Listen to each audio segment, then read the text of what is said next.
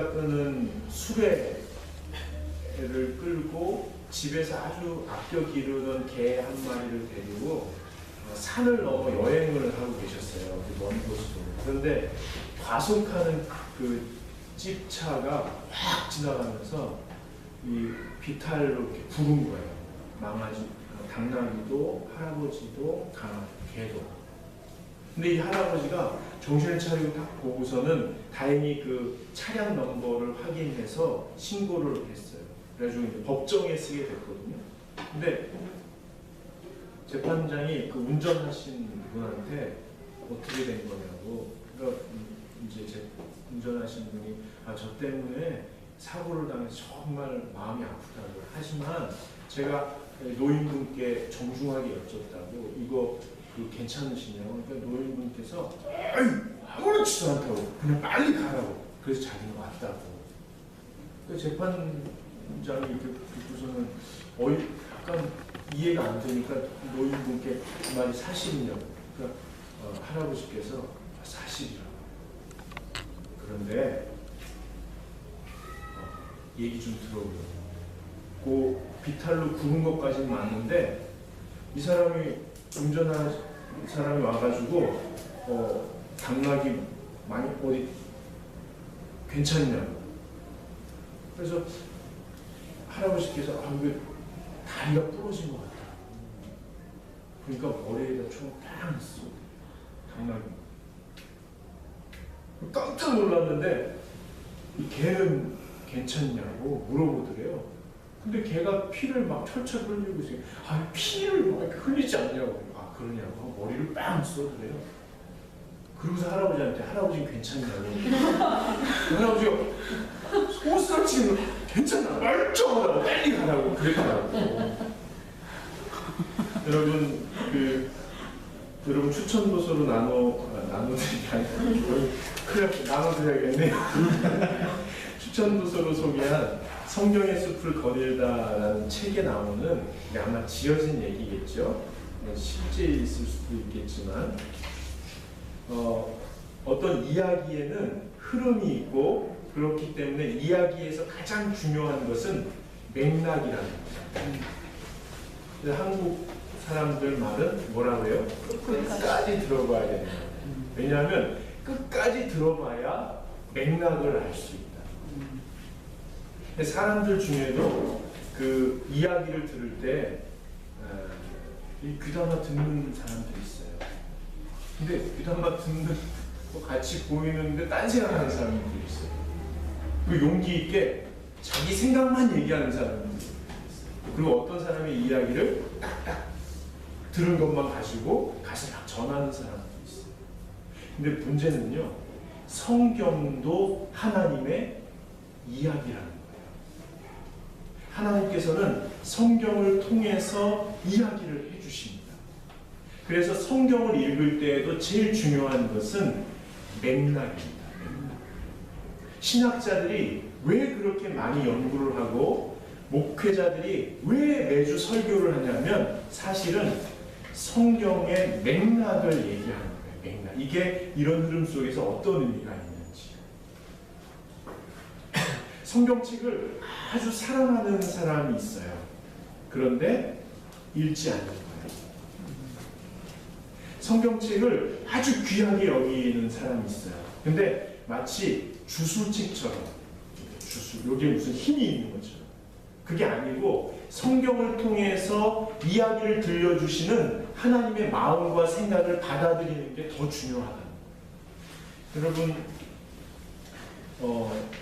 교회 중심으로 신앙생활을 열심히 하는 37세 된 여성이 있어요. 37세 된 여성. 근데 이 여성이 피곤하지만 말씀을 듣기 위해서 금요철에 갔어요. 금요철에 갔는데 목사님께서 창세기 강의를 하고 계셨어요. 창세기 18장 10절 이렇게 설교를 하고 계신데 이 여성이 꼭꼭꼭 졸다가 탁 눈을 떴는데 쥐야 하는데 눈을 딱 떴는데 18장 10절을 읽게 된 거예요. 다 읽은 게 사라에게 아들이 있으리라 하시니 사라가 그 뒤 장막문에서 들었어요. 그러면서 하나님이 아들을 주시려나 보다. 그러고서는 금요 철야를 기도를 마치고 토요 아침에 이제 또 출근하기 전에 옛날에 출근하기 전에 말씀을 묵상하는 거예요. 생명의 상을 탁 폈더니 에스더가 이렇게 에스더 4장 16절 나도 나의 시녀와 더불어 이렇게 금식한 후에 규례를 어기고 왕에게 나아가리니 죽으면 죽으리라. 그래 나는 남자친구가 없고 결혼을 안 했으니까 하나님의 아들을 주시는데 일단 남자친구부터 살게 되는데 금식한 후에 죽으면 죽으리라는 결단으로 내가 마음에 드는 남자를 찾아가야겠다. 그러고서 이제 3일 금식하는 거예요. 주일날, 토요일날, 주일날, 월요일날 그걸 계속 기도하다가 수요일날 저녁 설교 시간에 룻기 3장 4절을 목사님 설교합니다. 그의 발치에 이불을 들고 거기 누우라. 그의 할 일을 내게 알게 하리라. 그래서 내일부터 수련회 가는데 이 말씀을 갖고 믿음으로 죽으면 죽으려 하고 가야지. 그리고 수련회에서 막 이렇게 저녁 집회까지 끝내고 마지막 잠자기 전에 청년들이 불러앉아서 막 받은 말씀을 나누는데 거의 막 졸려서 막 이제 다 나누다가 들어가는 사람도 있고 뭐 게임하러 가는 사람도 있고 계속 또리또리 얘기하는 사람도 있는데 이 37세 된 여성은 화장실로 가서 깨끗이 씻고 화장을 이렇게 예쁘게 하고 자기가 제일 마음에 들어하는 그 청년 남자 옆에 이불을 쑥 들고 앉아서 이제 간절히 기도했는데 새벽에 깨보니까 그 본당에 아무도 없고 자기 혼자만 이렇게 있는 이게 무슨 뜻일까? 그리고 이제 마지막에 집회 파송의 말씀에 목사님 누가복음 1장 31절 보라 내가 잉태하여 아들을 낳으라 그 이름은 예수라. 하나님이 결혼하지 않고도 아들을 주시는구나. 네. 이게 물론 제가 만들어낸 얘기입니다만 한국의 청년들이 한국의 교인들이 이렇게 말씀의 맥락과 흐름으로 하나님이 말씀하시는 걸 듣는 것보다도 너무너무 말씀을 사랑하니까 그래서 이 책을 먹으라 해서 유진 피터슨 목사님이 뭐라고 하냐면 현대인들이 성경을 사랑하긴 사랑하는데 마치 이렇게 사랑한다는 거예요. 그리고 비유로 뭐라고 하냐면 어린아이가 한글을 모르는 게 글을 모르는 어린아이가 신문을 보는 거예요. 신문을. 근데 아버지 흉내내는 거예요. 4살짜리가 아버지 흉내내면서 신문을 보면서 이러면서 보는 거예요. 근데 그러다가 자기가 아는 글자가 나오면 이거 맥락 하면서 마치 한국의 그리고 세계 기독교인들이 성경을 읽을 때 이런 식으로 읽는다. 여러분 그런데 성경에서도 제일 중요한 게 뭐라고요? 맥락이라는 거예요. 왜냐하면 하나님께서 이 말씀을 통해서 우리에게 이야기하시는 거라는 거예요. 근데 성경이 참 독특한 게요.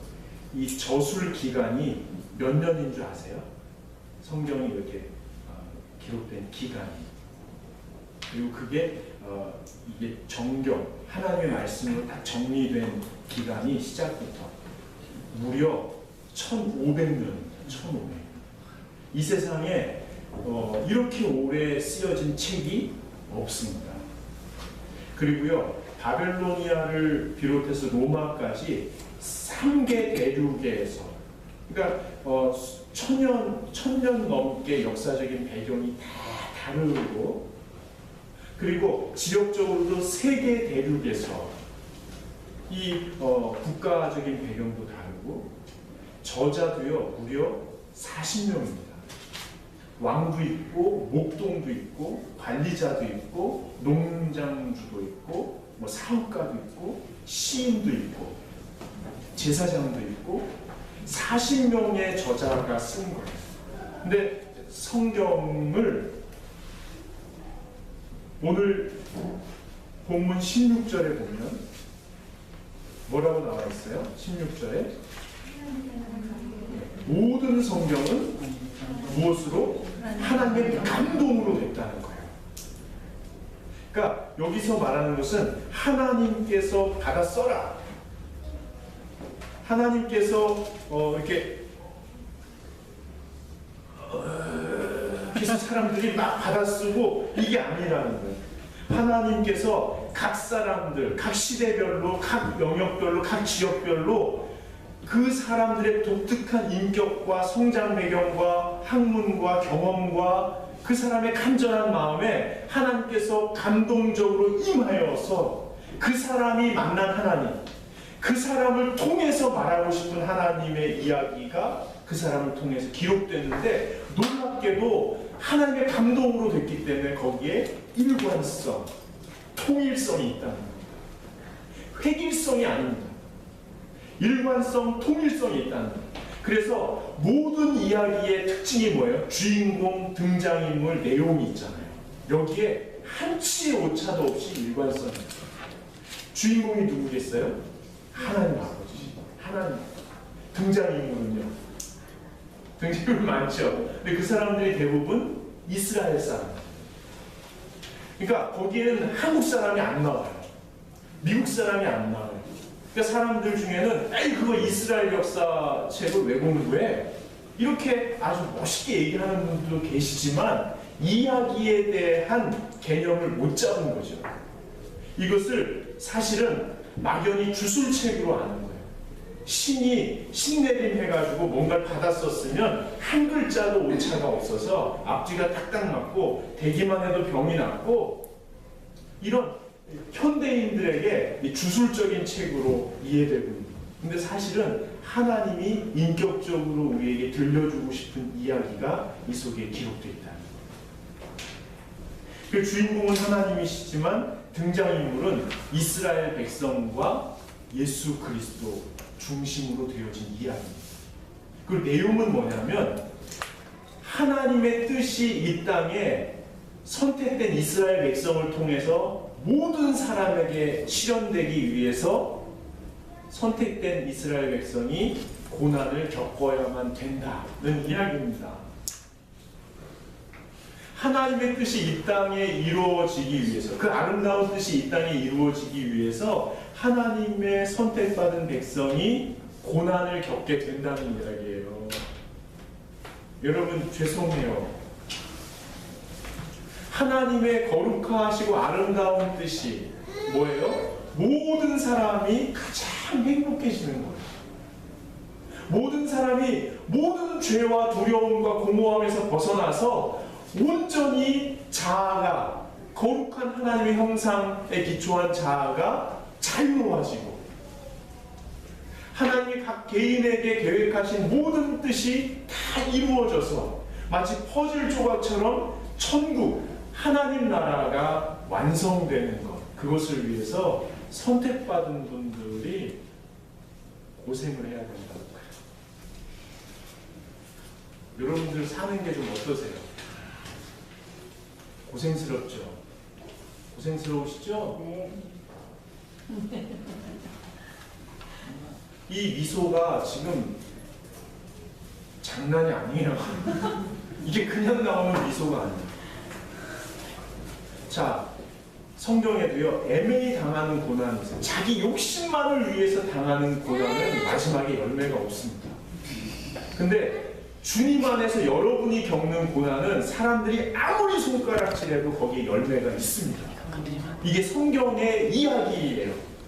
이게 핵심입니다.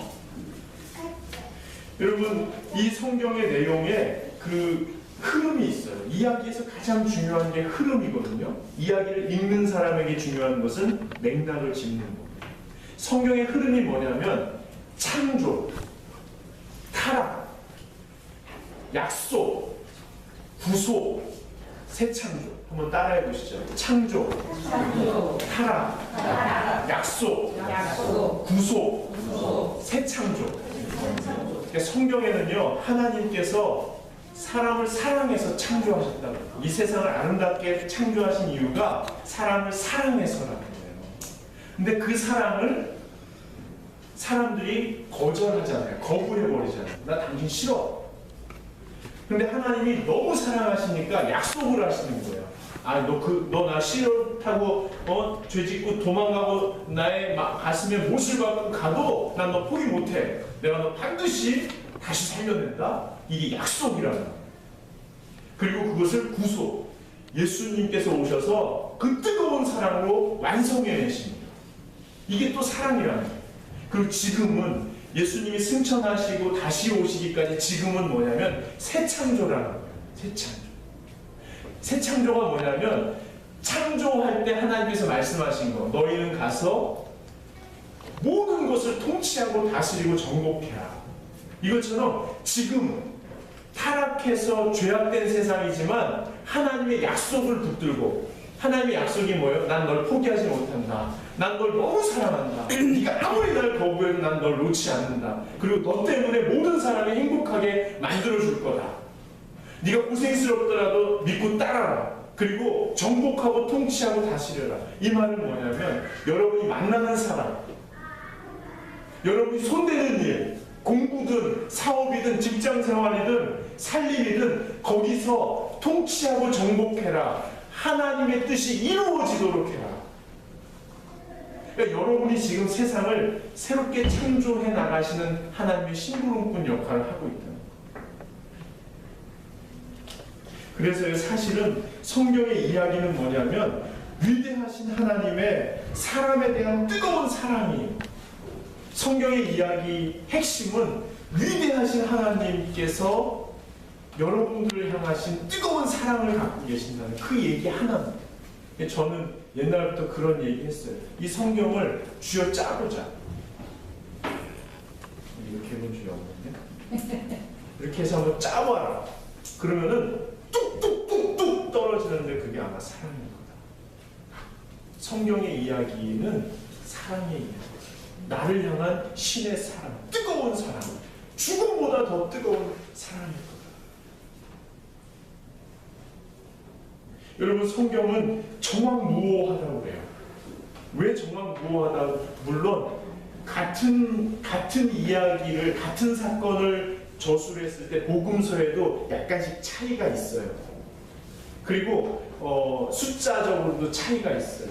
근데 그거를 문자적으로 정확무오하다 이 말이 아니고요. 그 모든 것을 통해서 이 뜨거운 사랑을 우리에게 전해주는데 전혀 손색이 없다는 겁니다. 오늘 성경 본문 말씀에 보면요, 여러분 15절을 한번 보세요. 이 정확무오하다는 게 뭐냐면 15절을 한번 읽어보시겠습니다. 같이 읽겠습니다. 시작.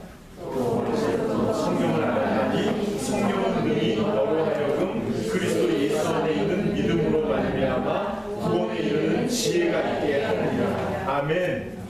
성경이 정확무오하다는 것은 뭐냐면요, 이 이야기를 읽고 이 이야기를 통해서 예수를 만날 수 있다는 거예요.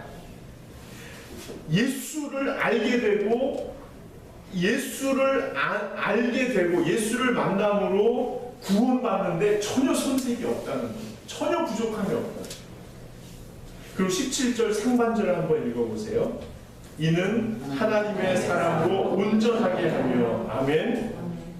뭐냐면 하나님을 알게 되고 하나님의 사랑으로 온전하게 성숙해 갔는데 조금도 부족함이 없다는 거예요.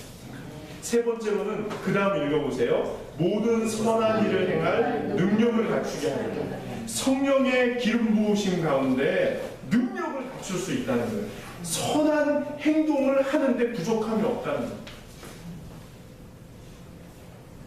여러분, 성경을 읽으면요, 이 이야기가 내 안으로 쑥 들어오는 거예요.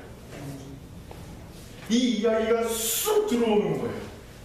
성경을 읽으면 성경에 담긴 하나님의 이야기가 내 속으로 쑥 들어오는 거예요. 그 이야기가 쑥 들어온다는 것은 뭐냐면 아까 말씀드린 대로 하나님의 계획을 알게 되는 거예요. 하나님이 어떤 분이신지를 알게 되는 거예요. 그러면 하나님이 나를 어떻게 대하시는지도 알게 됩니다. 하나님이 이스라엘 백성을 대하고 예수님이 나를 어떻게 대하시는지, 신이 나를 어떻게 여기시는지, 신이 나를 어떻게 생각하시는지를 점점 선명하게 알게 되는 거예요. 아, 내가 그냥 이 세상에 버려진 존재. 그래서 아웅다웅하다가 너희 이기면 내가 조금 더 올라가고 나보다 강한 사람 만나면 난 밟히고 이런 존재가 아니라 이 세상에서 가장 소중하게 여겨지는 하나님의 자녀라는 사실을 내가 받아들이게 된다는 거예요. 여러분, 인도의 힌두 학자가 있어요. 인도의 힌두 학자가 이런 얘기를 합니다. 나는 당신네 선교사들이 왜 우리에게 성경을 종교서적으로 제시하는지 도대체 이해를 못하겠다. 내가 볼 때 성경은 결코 종교서적이 아니다. 우리 인도에는 이미 많은 종교서적이 있다. 한 권의 종교서적이 더 필요한 게 아니다. 내가 볼 때 성경에는 우주의 역사, 곧 창조세계 전체의 역사와 인류의 역사를 독특하게 해석한 내용이 들어있다. 그리고 더 중요한 것은 역사 속에서 한 인간이 아니라 신의 자녀로서 막중한 배역을 맡은 인간의 무게감이 그대로 드러나 있다. 세상에 내가 연구한 모든 종교 문헌을 다 통틀어도 성경에 견줄 만한 책은 단 한 것도 없다. 여러분, 성경을 자꾸 읽으면 신을 알게 되고, 두 번째로 내가 누군지를 정확히 알기 시작합니다. 이 이야기가 내 속에 들어오면, 이야기가 나의 정체성을 만드는 거예요. 내가 누구인지. 그리고 그 이야기가 관점이 돼서 세상을 보는 가치관, 세계관입니다. 다시 정리합니다. 이야기가 들어오면 정체성이 확립되고 그 정체성을 근거로 세상을 보는 관점이 생기는 가치관, 세계관이 형성되는 거예요. 그 다음에 내가 어떻게 행동할지를 선택하게 됩니다. 이야기, 정체성, 가치관, 행동. 여러분, 그래서요, 성경을 자꾸만 읽으면 사람이 변화되는 거예요. 이사야서 55장 11절에 이런 말씀이 있습니다. 내 입에서 나가는 말도 이와 같이 헛되이 내게로 되돌아오지 아니하고 나의 기뻐하는 뜻을 이루며 내가 보낸 일에 형통함이니라. 하나님의 말씀이 그렇다는 거예요. 여러분, 그래서 부탁드립니다. 성경을 이야기로 대하시고 꾸준히 읽으십시오. 하루에 반 장이든 한 장이든 또는 세 장이든 성경을 꾸준히 읽으십시오. 왜냐하면 그래야 하나님이 나를 어떻게 대하시는지, 하나님이 어떤 분이신지를 알기 시작합니다. 여러분, 성령이 충만하다는 것은요, 그런 얘기 많이 들어보셨죠? 성령이 충만하다는 게 뭐냐면, 무당이 굿할 때 이렇게 하면 막 나무가 흔들리고 이런 거.